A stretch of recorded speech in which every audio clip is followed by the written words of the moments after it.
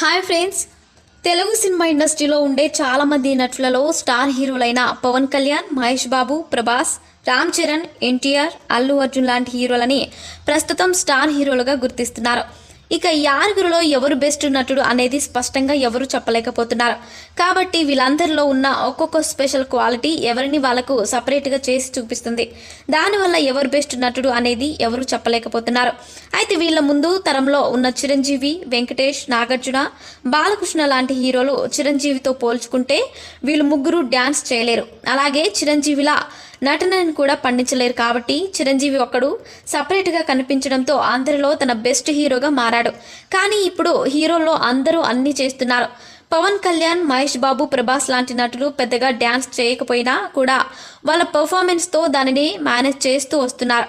ఇక మిగిలిన హీరోలైన ఎన్టీఆర్, రామ్ చరణ్, అల్లు అర్జున్లు డ్యాన్స్లు బాగా చేసినప్పటికీ